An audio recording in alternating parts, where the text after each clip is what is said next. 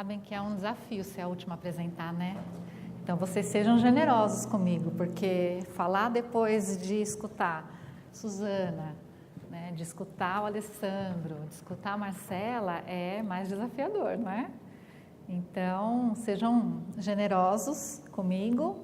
Eu vou aproveitar alguns ganchos, então tem uma vantagem de ficar para o final, porque eles prepararam todo o terreno para poder mostrar para vocês um pouco mais sobre, ok, o que significa tudo isso afinal, né? E antes de eu começar a falar, eu quero fazer até um rápido censo aqui. Quem aqui é carreirista de RH? Quem construiu sua história em RH, em gestão de recursos humanos? Temos um público misto, então. Quem é que está ligado no negócio? Bacana. E quem é de outras áreas dentro da companhia? Tem alguém? Comercial, né, Cláudia? Vocês sabem que o meu desafio aqui, a minha provocação para vocês, porque o meu objetivo, vocês vão ver que a nossa conversa vai ser um pouquinho mais próxima, digamos assim. Né? Eu fico feliz primeiro de ver vários rostos que eu conheço, então me sinto em casa aqui com vocês e vou tomar a liberdade de fazer algumas provocações. Como é meu estilo, quem me conhece e trabalhou comigo sabe que eu sou bastante provocadora. Então minha provocação é, será que a gente continua sendo RH ou será que a gente vai se tornar outra coisa? Escutando tudo que a gente escutou em relação a Suzana, falando de habitat organizacional, que é uma palavra bastante nova para a gente, né? Escutando o quanto que a gente pode usar de tecnologia e de inteligência para fazer da nossa vida uma vida mais fácil, no que se refere a lidar com tanta informação, tanto processo, pensando que a gente tem os millennials, que na verdade somos todos nós que estamos sentados aqui, porque todo mundo vive aqui no milênio, não vive? Estou errada? Não, acho que não, né? Nós somos milênios também e vivemos na nossa pele todos os dias os desafios que esse novo contexto global, cultural, tecnológico nos provoca, né? Quem é que tem filho na idade entre 8 e 15 anos de idade? Eles sabem mais de tecnologia do que vocês, eu imagino. Não é? Suzana sabe mais de tecnologia do que eu. Então, a provocação aqui é para que vocês coloquem sua mente em outro lugar.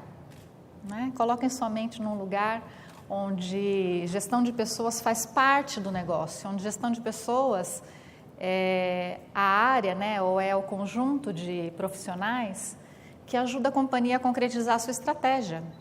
Afinal, sem gente não tem resultado, não é?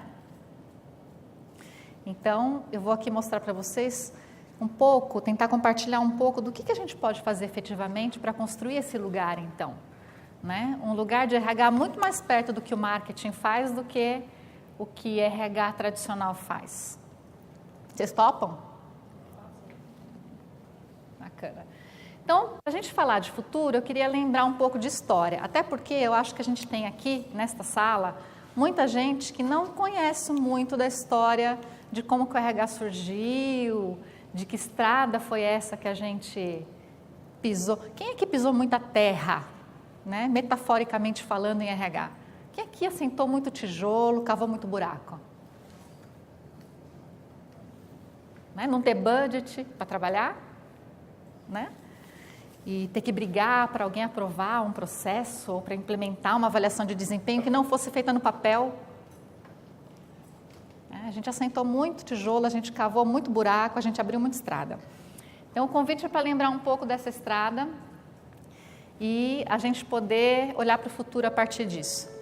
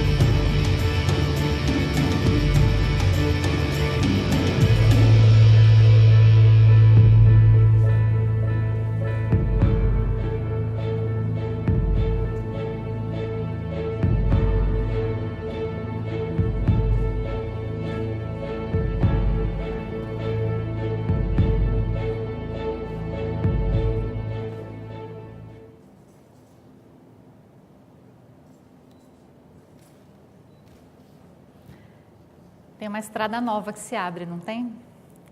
Aí eu queria ouvir um pouco de vocês. As meninas estão com o microfone, eu queria escutar de vocês. Que sensação que depois, né, a gente está aqui há 2 horas falando sobre futuro, falando sobre inovação. Eu queria saber o que vocês sentem olhando esse retrovisor de tanta coisa que a gente já batalhou para construir e olhando as possibilidades do futuro, o que desperta dentro de vocês? Quem quer falar? Ó, o povo de RH briga para falar e não quer falar? Vamos lá, vamos dar voz. Pois é, eu me sinto, é uma palavra muito mais comum para os americanos, né? Excited, né? Eu me sinto assim porque o RH está muito próximo do board, né? E finalmente, quando a gente fala, eu vivi o tempo, né? Cadê o Alessandro, né? A implantação do computador cabeção, né? Da IBM, né? E aí também vivi o tempo que se falava em RH estratégico, mas uma coisa assim muito distante da prática. E hoje, quando a gente fala em engagement, que é uma coisa que eu tenho paixão por isso, eu percebo que o RH tem uma oportunidade gigante nas mãos, né? Então tem o RH do ontem, mas a oportunidade do RH de hoje, de um RH no futuro, né? A gente vê profissões se desmanchando, né? E nós não. Nós estamos nos adaptando no momento com uma oportunidade incrível nas mãos. Então, eu me sinto felicíssima, né, de perceber assim o quanto realmente hoje o RH, adoro participar de reuniões estratégicas, de ser convidada por uma diretoria, venha participar da minha reunião de vendas porque eu quero a opinião do RH. Isso é uma coisa que me encanta e é o RH na prática, né? Então, essa coisa de o RH tem que aprender a ser mais estatístico, vamos lá, vamos aprender, né? Vamos sair da teoria e ir para a prática e aprender coisas novas. É fantástico. Exatamente, esse é o convite.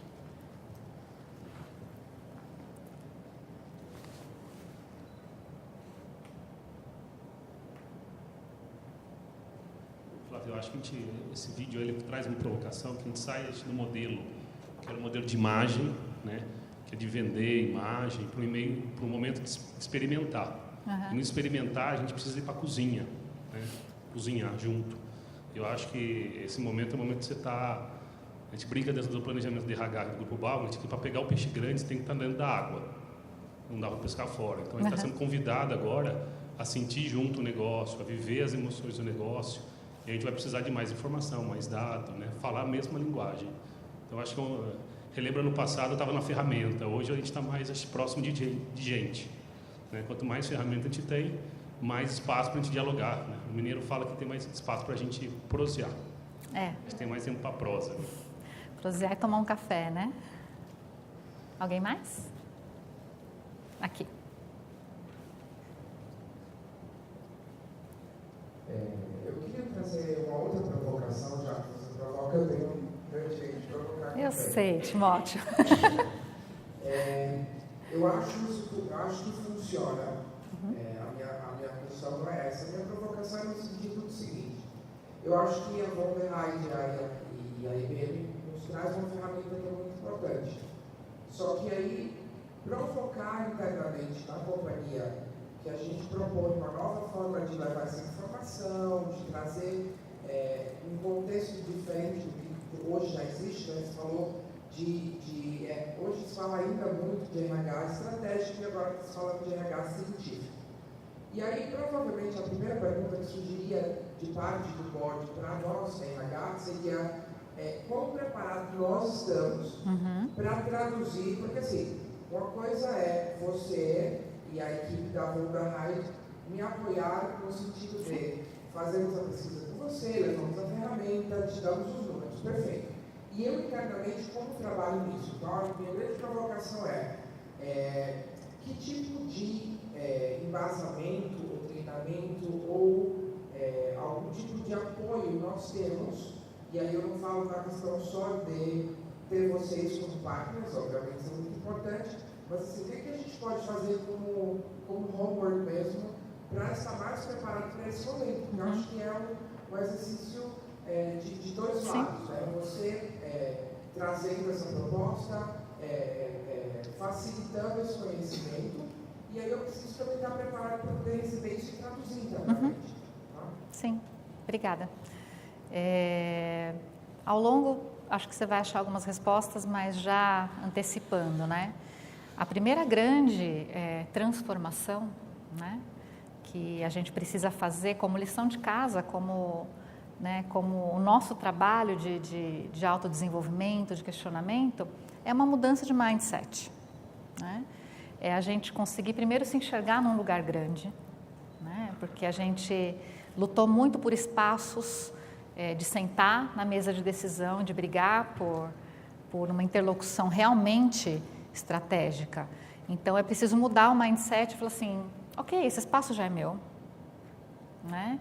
Agora, como que eu faço para adaptar minha linguagem à linguagem de negócio que é o grande desafio. Né? E aí os profissionais de RH, olhando inclusive a geração nova que está chegando em RH, que não é uma geração de psicólogos, mas, né? E eu sou psicóloga, mas falo isso com muita tranquilidade. Não sei se psicólogo, no formato como fomos formados, é o profissional para sentar nesse lugar. Né? A gente precisa, sim, ter uma cabeça que pensa o resultado do negócio e que tenha verdadeira empatia sobre o que acontece lá na ponta. Né? Acho muito bem-vindo o discurso do Alessandro de dizer assim, não, a gente não veio aqui com mais uma ferramenta. A gente vem para liberar espaço de agenda para que o profissional que está voltado à gestão de pessoas realmente faça a gestão de pessoas. Né? E realmente esteja próximo do que acontece lá na ponta e consiga trazer e interpretar o que acontece lá para dentro de casa. Né? Então, não sei se eu te dei, né, uma resposta, mas ao longo do caminho aqui da minha apresentação, eu vou tentar compartilhar a visão que nós de Wonderhide temos sobre como transformar efetivamente tudo que existe de ferramental, porque o ferramental ele só existe em função de algo maior. Né?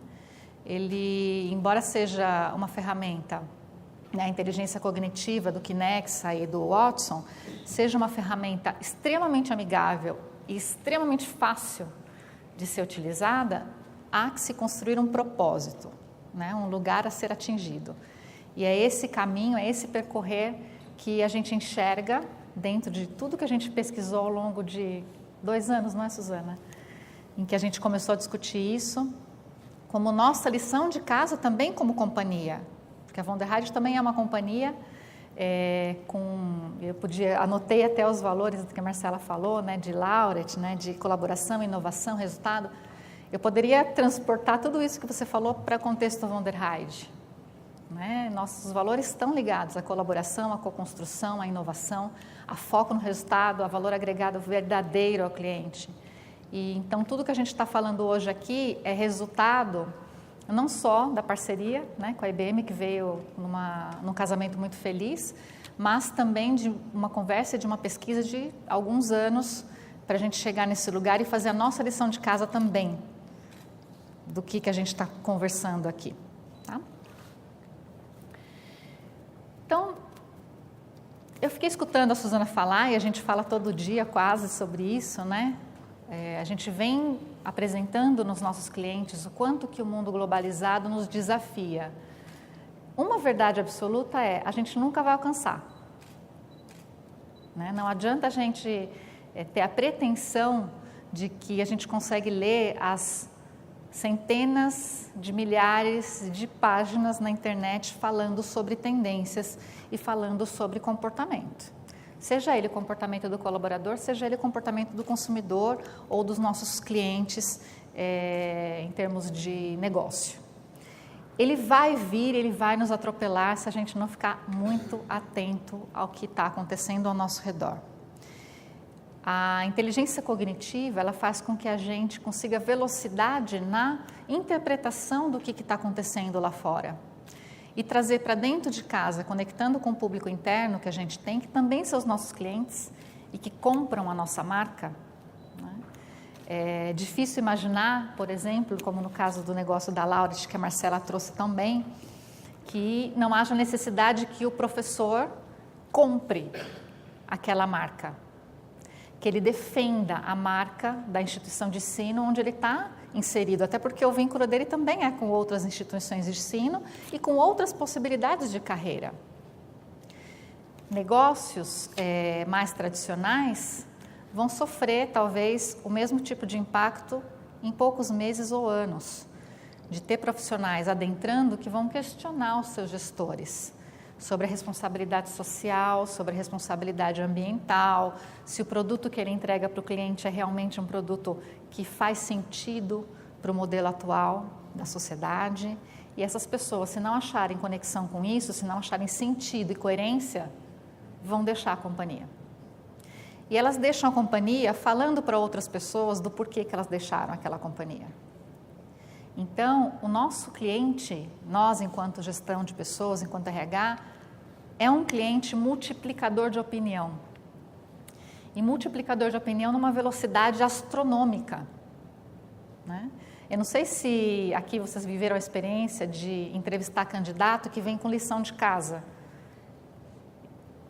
Então, eu já tive a experiência de entrevistar candidato que vem com 2 folhas de pesquisa sobre materiais que ele achou na internet a respeito do modelo de negócios. E aí ele te pergunta, mas por que a companhia decidiu vender esta unidade na China e adquirir uma outra unidade em tal país? E aí a gente com aquela cara de, o que eu fiz para merecer?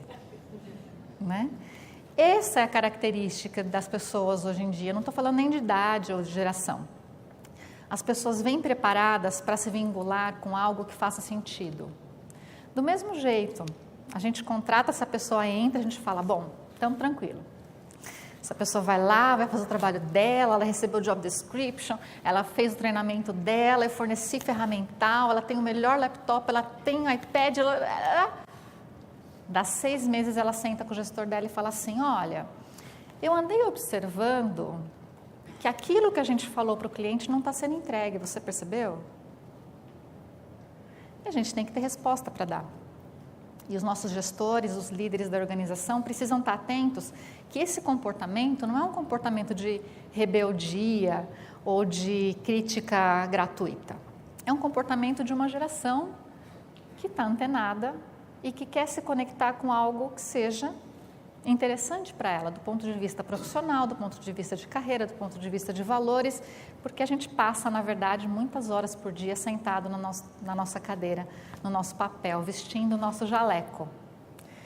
E é muito tempo para a gente estar conectado com algo que não faça sentido e que não seja conectado com esse mundo que a gente vive hoje, que a gente nem precisa mais abrir a janela da nossa casa para olhar. RH, nesse sentido, tem um grande desafio, certo?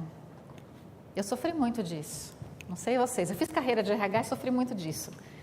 Ah, mas veja bem, o budget que você precisa para fazer isso não está previsto para este ano fiscal. Afinal, estamos vivendo um ano de crise. E o primeiro budget que se corta qual que é? Desenvolvimento.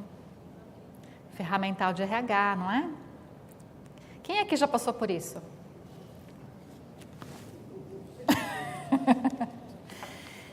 Então, e por que vocês acham que isso acontecia e continua acontecendo até hoje?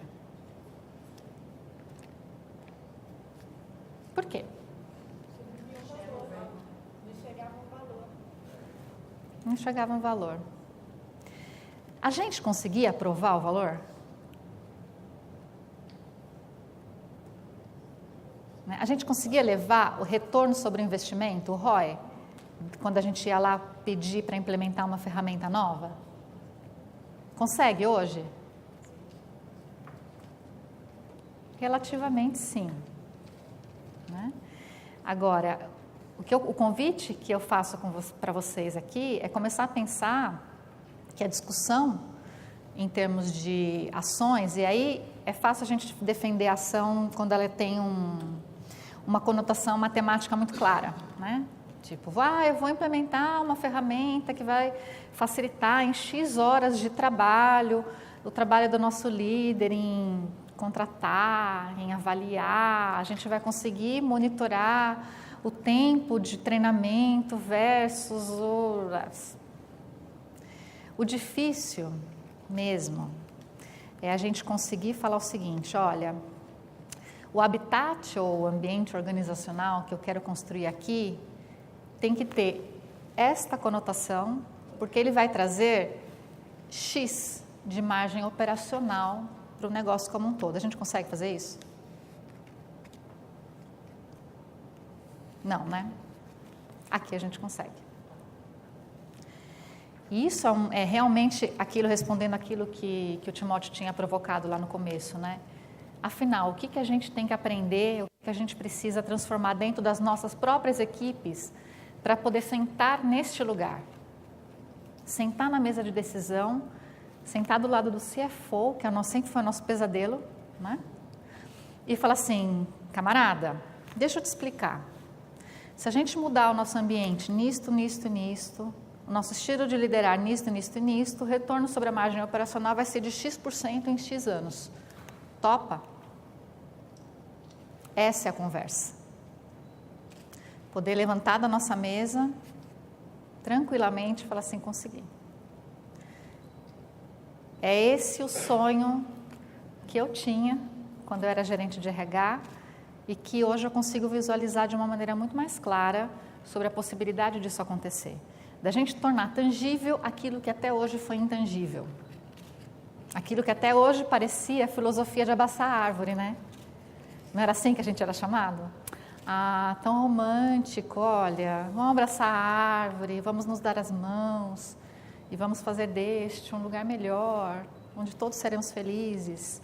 Aí vem finanças e fala, então, amigo, tá vendo esse budget aqui? A gente vai usar esse budget para isto, esquece. E a gente continuava no processo, certo? Tocando o processo. E às vezes tem numa equipe gigantesca para poder dar conta minimamente de criar currículo, de processar folha, não é? Estou sendo dura, né? E por que isso aconteceu? Né? Vamos voltar no nosso momento, relembrar.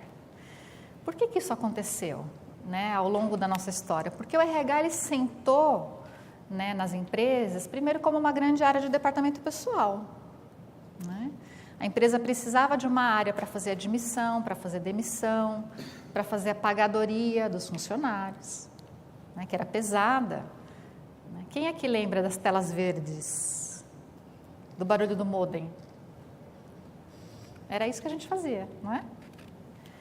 Agora, a gente fazia e dava certo e conseguiu ocupar alguns espaços de desenvolvimento, de clima, né, de treinamento, porque as pessoas entraram dentro das companhias numa era em que as pessoas tinham o sonho de trabalhar numa determinada empresa, certo?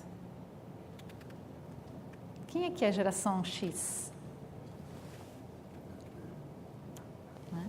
A gente não tinha uns sonhos assim, eu queria tanto trabalhar em tal lugar. Os baby boomers também.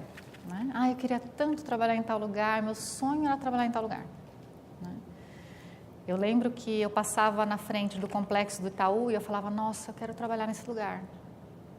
Meu sonho se concretizou. Se a gente for pensar até nas gerações anteriores, década de 60, década de 70, era inadmissível alguém conseguir um bom trabalho e pedir demissão.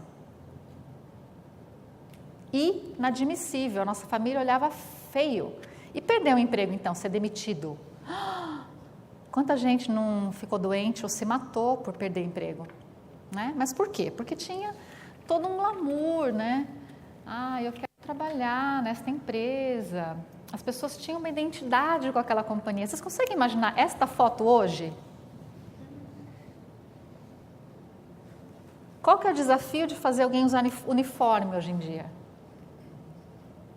Né? Para quem lida com chão de fábrica, quem lida com um público mais operacional, fazer a criatura usar uniforme. É uma luta, porque não faz sentido. As pessoas hoje precisam de identidade. Elas valorizam sua própria individualidade, sua autenticidade. Né? Você dizer hoje para uma recepcionista que ela não pode pintar os olhos de uma determinada cor, você corre um sério risco de perdê-la. Porque ela vai falar, não, como assim não posso? Como assim não posso? Né? Essa coisa de cabelos iguais, roupas iguais, né? Todo mundo muito feliz por usar um determinado crachá, por ter uma determinada assinatura, um cartão com seu nome ligado àquela companhia, era algo e facilitava a nossa vida, no sentido de reter, de atrair, de comprometer, de fazer do funcionário a imagem da sua marca. O funcionário tinha a imagem da sua marca, vestia roupas e cortava o cabelo e se sentava e se comportava vendendo a sua marca no cliente. Hoje não. Nem sabemos mais se o cliente valoriza isso, sabemos? Provavelmente não. Provocando nossos amigos da IBM, né? Esta era a cara da IBM nos anos 50. Todos os engenheiros iguaizinhos, todos de camisa branca, todos trabalhando no mesmo modelo. E era o sonho de consumo trabalhar numa empresa como esta, com estas características. Flávio, você estava lá nessa época? Não, né? Brincadeira.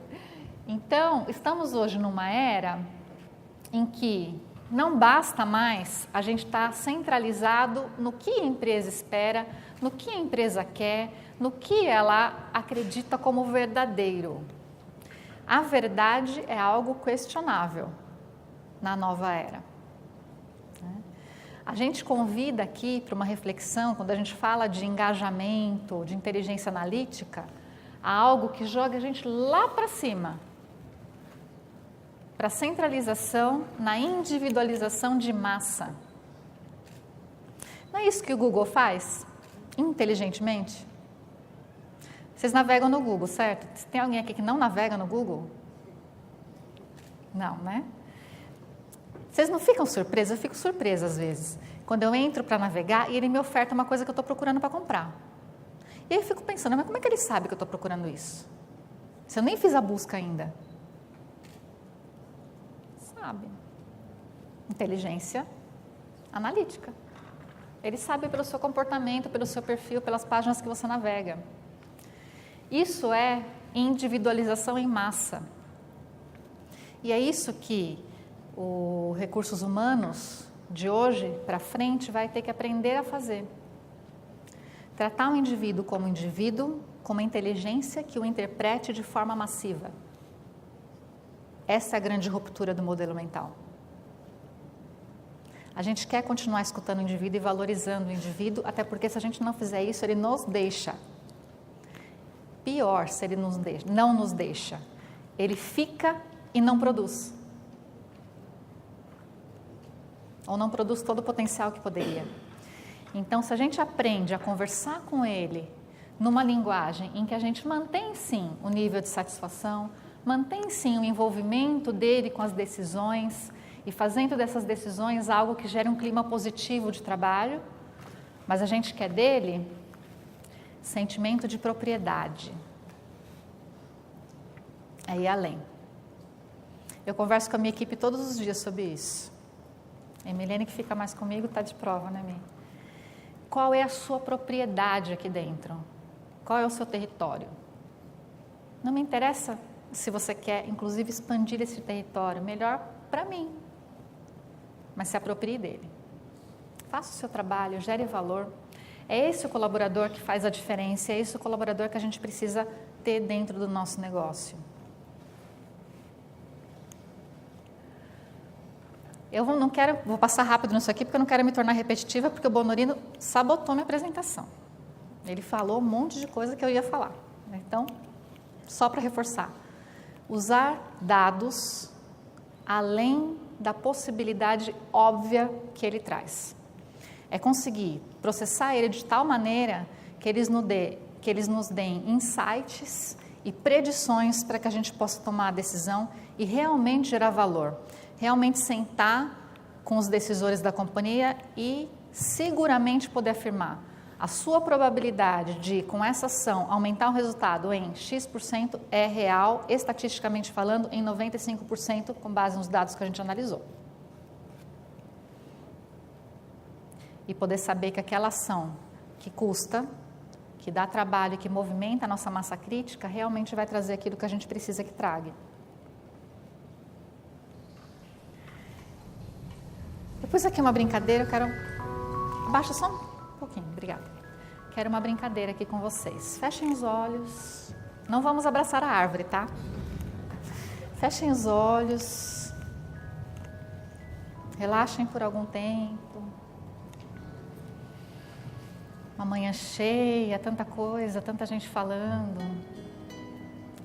Tentem imaginar a mesa de vocês, a sala de trabalho, as pessoas que trabalham com vocês. Tentem imaginar o dia a dia, os desafios, aquele projeto que você precisa tanto que seja aprovado, que você precisa tanto que se concretize. Agora imagine que você tem nas suas mãos, em 2 ou 3 folhas, as respostas que justificam a realização deste projeto. Elas estão ali, à mão, e você consegue rapidamente mostrar para os líderes da companhia o que precisa ser feito, como vai ser feito e o resultado que isso vai alcançar. Agora, voltem para cá, abram seus olhos e vamos voltar para a nossa realidade. A realidade onde isto é possível. Sabe tudo aquilo que a gente botava na nossa cabeça antes da gente ir para o cara de TI? E falava assim, olha, eu preciso que você identifique dentro do meu processo quais são as áreas onde eu tenho menos eficiência no meu processo seletivo. E que você, dentro dessa identificação, consiga me dizer, se eu corrigir em X nível, qual que é o ganho de prazo, porque processo seletivo é prazo, né, Timóteo? Prazo, efetividade da contratação, alinhamento de perfil e rápido ciclo de aprendizagem da pessoa que eu estou colocando na cadeira. O que o tecnológico falava para a gente? Qual era a resposta?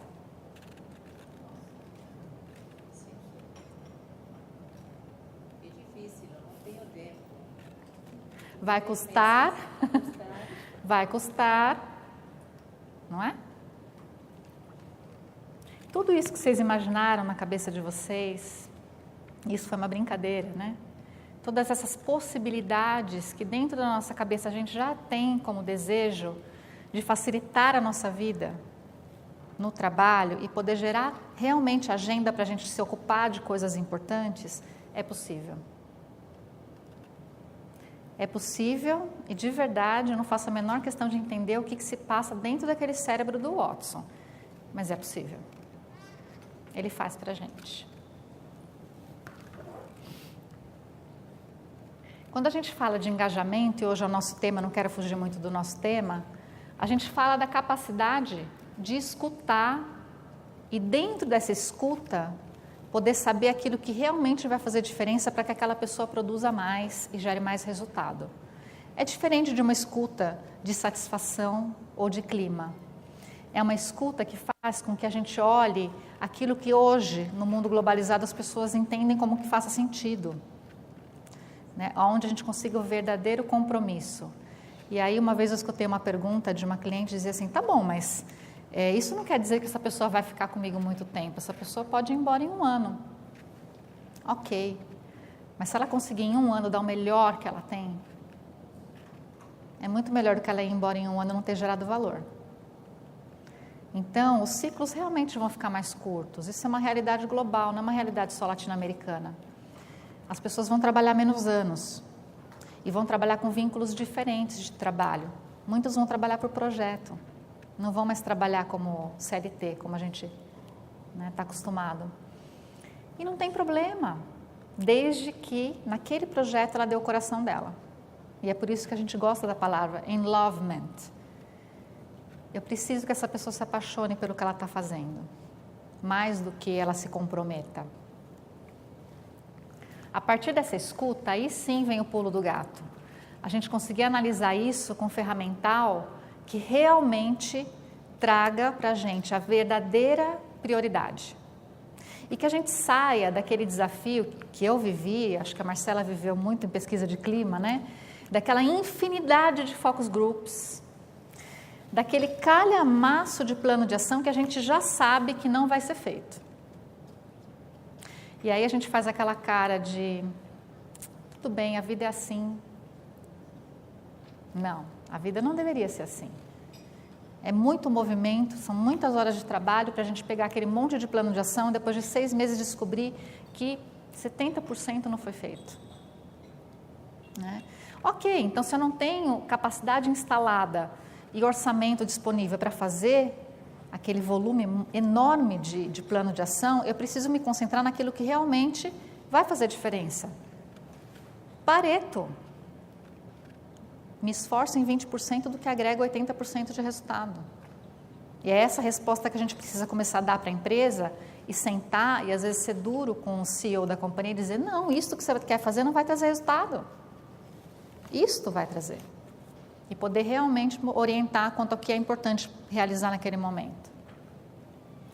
E atuar com tomada de decisão baseada em fatos, baseado em estudo. Por isso que o Alessandro trouxe essa questão. O RH vai ficar cada vez mais recheado de matemáticos e estatísticos que nos ajudem a poder chegar nisso. Não necessariamente eles vão estar sentados dentro da nossa sala, né? Até porque a linguagem é tão diferente, mas são profissionais valiosos para a gente consultar, seja como parceria, seja como áreas afins dentro da própria organização.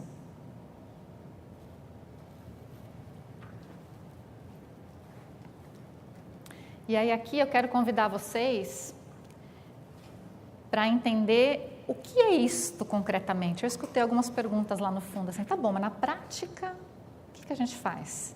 Hoje, por questões de tempo e por questões de estrutura, eu não vou fazer uma demonstração ipsis literis, como o Gustavo já viu, algumas pessoas já viram aqui. Mas eu vou mostrar para vocês a captura da tela e vou explicando de como que é manejar uma ferramenta de inteligência analítica. Essa é a tela do Talent Insights, do Kinexa, e uma demonstração que a gente fez e a gente gravou na Argentina. Isso, dá o play para mim, por favor. Aqui são bases de dados, sabe Excel? Base de dados em Excel, que são, a gente sobe a base para a ferramenta, clica, puxa, sobe. O sistema, ele mostra, aqui é uma demonstração de uma pesquisa de engajamento versus outras informações, outros indicadores de RH. Né? Vocês viram que é super fácil. Subiu a base, entrou na questão, ele já abre a informação. Aqui é um estudo entre o autocomprometimento versus a quantidade de crescimento de vendas por função. E aí a gente consegue rapidamente pegar a dispersão das funções conectando o autoengajamento com o crescimento em volume de vendas. Essa parte é uma parte de exploração de dados. Ou seja, lembra que o Alessandro falou, primeiro tem uma parte que é o entendimento da informação, é a exploração, é a descoberta dos padrões. E aí a gente faz perguntas, lembra alguma coisa? Google, pesquisa. Pergunta simples, o sistema entende o que é efetivamente que a gente está procurando, analisa esta questão e te oferta, depois da análise do que você está procurando, quais são as possibilidades de perguntas mais próximas diante do que ele já interpretou da base de dados que você subiu lá. Ah lá, ele oferta as possibilidades de pergunta mais próximas. E aí a gente começa a comparar nessa parte da demonstração o autocomprometimento com a avaliação de desempenho individual.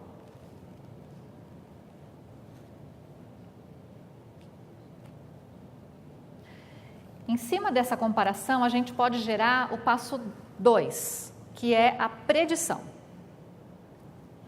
Até o momento anterior, uma inteligência, um estatístico poderia fazer, porque ele é plano.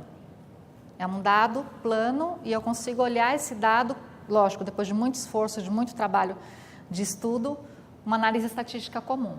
Aqui, o que a ferramenta consegue mostrar para a gente de valor agregado extra é a possibilidade de eu não só identificar padrões, levantar os insights das questões não óbvias, conectando esses dados diferentes. Eu estou conectando dado qualitativo com dado quantitativo, vocês perceberam? E dentro dessa conexão, começar a estabelecer predição. E ele dizer para mim, olha, de acordo com aquilo que eu estudei, o teu retrovisor me fala isto, mas o meu GPS me mostra isto também. Você está atento? É mais ou menos essa a interação que o Watson tem com a gente. E aí, na hora que ele processa essa informação, a gente vai aumentando o nível de complexidade do entendimento dessas bases de dados, comparando um com dois, um com todos os fatores, e aí podendo afunilar dentro de uma árvore de decisão quais são os fatores que efetivamente impactam em autocomprometimento e ingresso de faturamento mensal.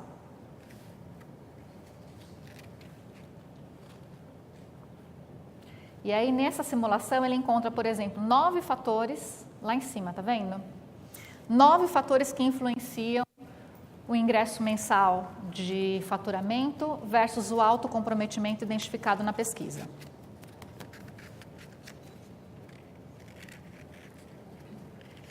Rápida a demonstração, né? Mas vocês conseguiram ter uma sensibilidade sobre o que é a ferramenta, efetivamente, do que a gente está falando? Quero comentários.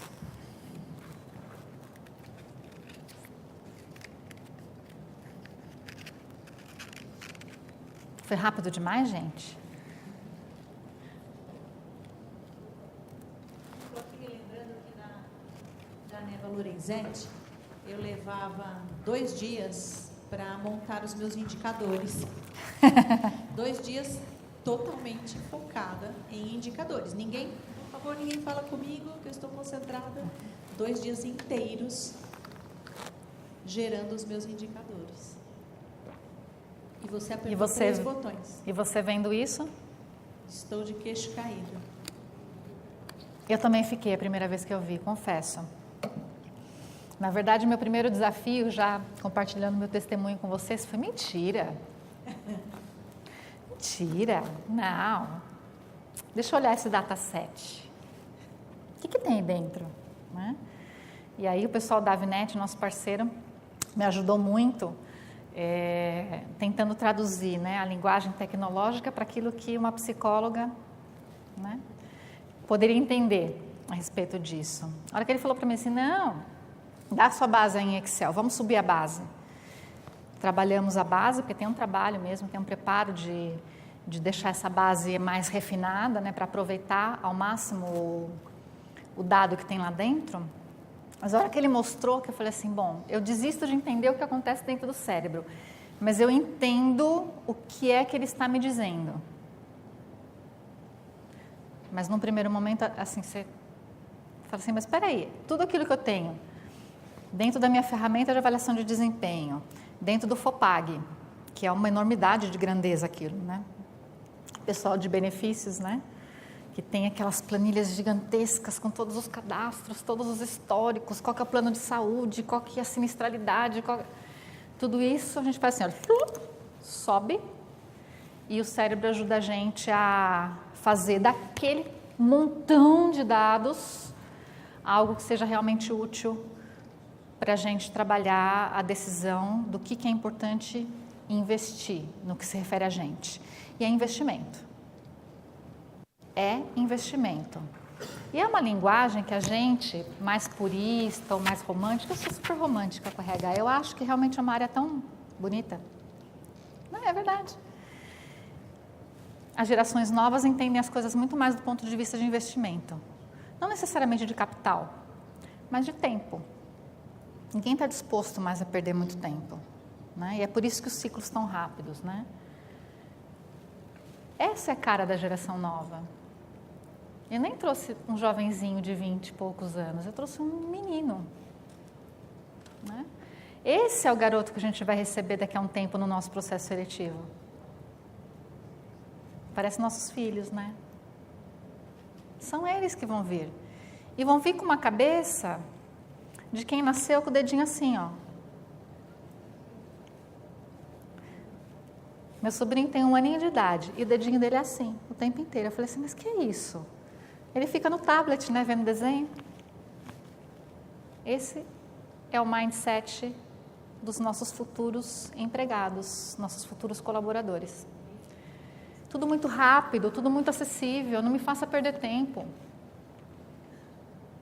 Mas, ao mesmo tempo, uma geração que se preocupa sim com a sustentabilidade do planeta, se preocupa sim com um habitat organizacional saudável, feliz, e se preocupa sim com a qualidade e a coerência daquilo que a liderança dela fala. E nós somos os formadores, os embaixadores dessa liderança.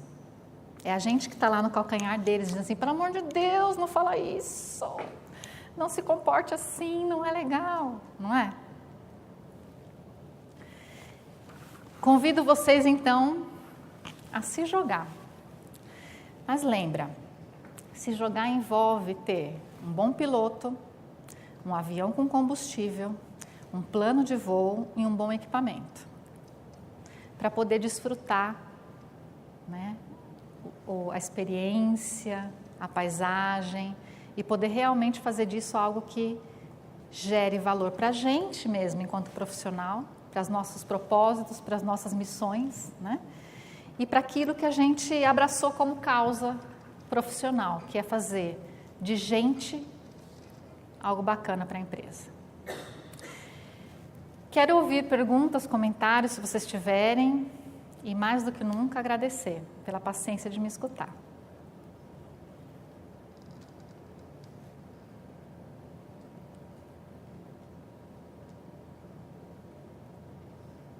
Vocês estão tão silenciosos, estou com medo.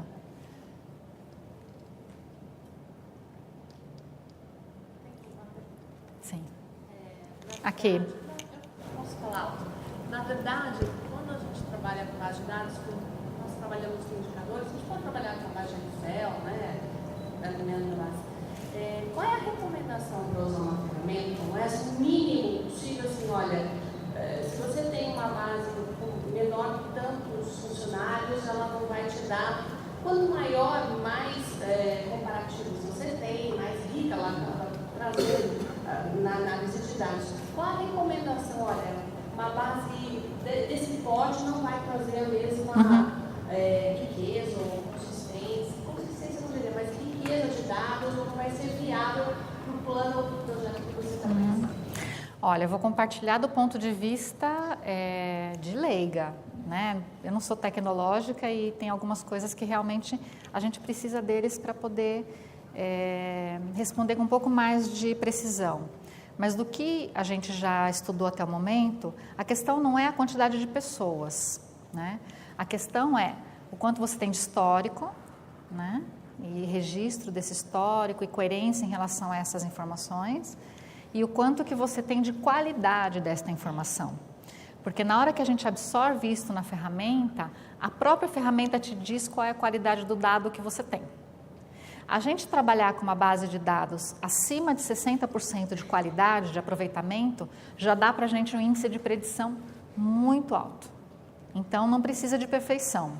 Essa é uma conversa que eu sempre tenho com os clientes quando eu vou fazer uma demonstração ou que a gente leva, às vezes, uma pessoa tecnológica até para fazer uma apresentação um pouco mais profunda. Nunca a gente vai ter, pelo menos neste momento de maturidade que a maior parte das companhias vivem hoje, uma base de dados ideal. Não vai ter. Até porque é uma história que se constrói, né? E é um aprendizado também, porque a gente parte de um determinado paradigma, conforme a gente vai estudando isso, a gente vai aprendendo que algumas informações não são úteis. E a gente vai refinando esse armazenar de informações ao longo do tempo. Mas o que importa, na verdade, não é se você tem 100 ou se você tem 100 mil. É a qualidade desse dado. É claro que uma amostra, né, de 100 mil funcionários, ela vai te dar uma quantidade de input enorme. Agora, se eu tenho uma base, né, uma companhia menor, mas eu tenho uma questão que eu quero sondar específica, eu posso fazer. Né? E a partir disso começar a gerar casuística e começar a gerar aprendizagem para evoluir esse modelo e ampliando ele ciclo a ciclo. A gente vai ampliando isto ciclo a ciclo.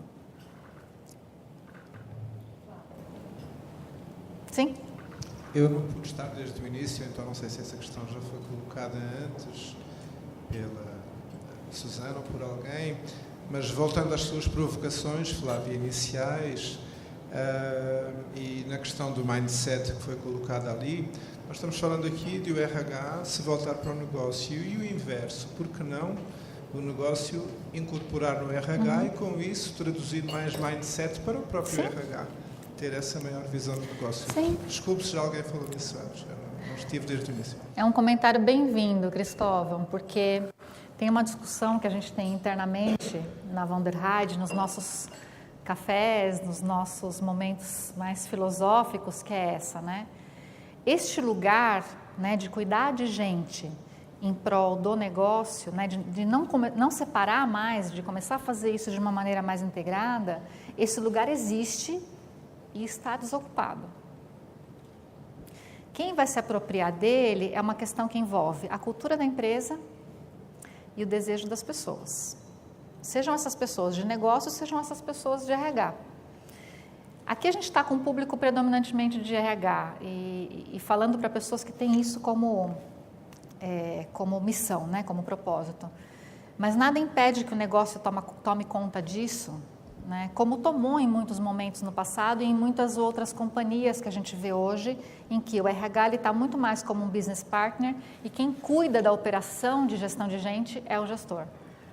Então era isso justamente que eu ia dizer, porque na verdade o gestor, ele também cuida de gente, Sim. Não é só RH, longe disso, então... Sim. Não é Na tão verdade, despropositado.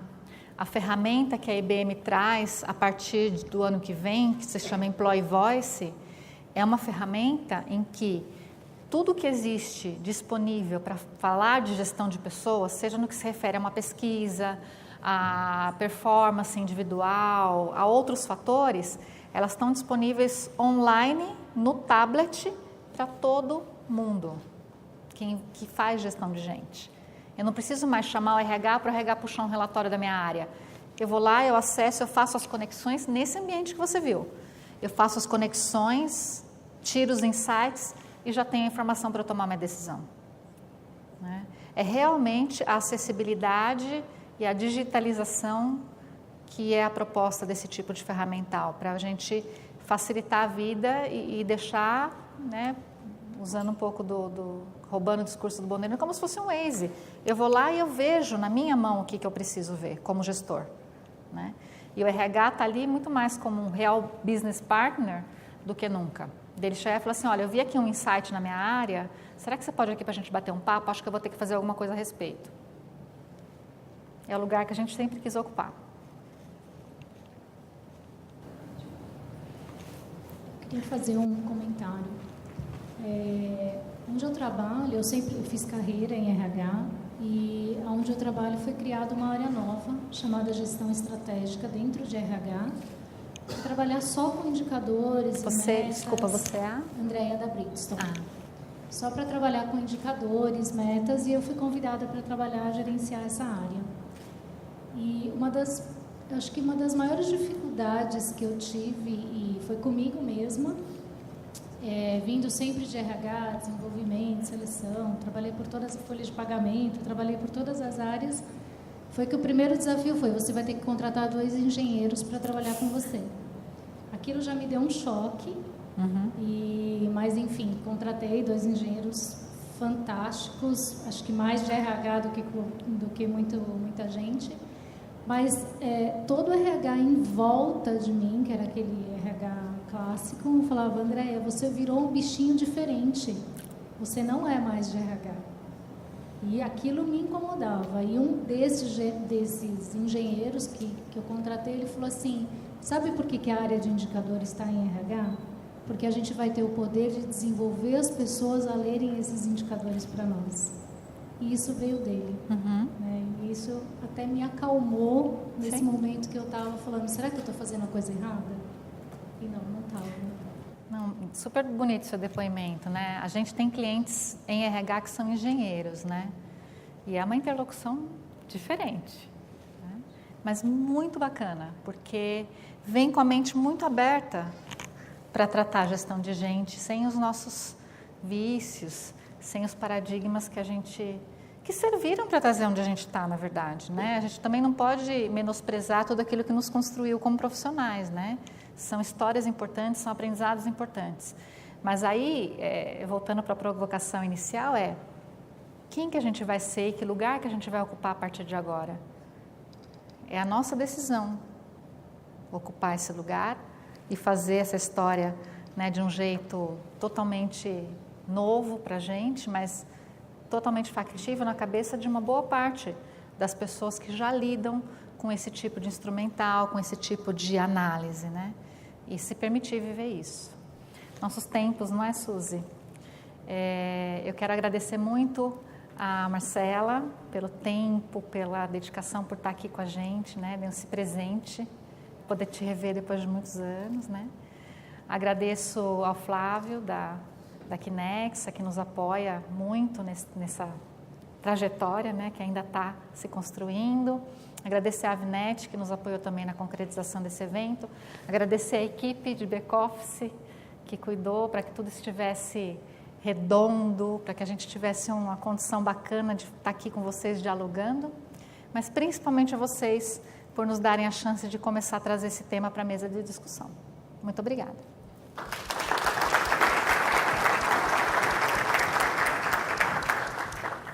Obrigada.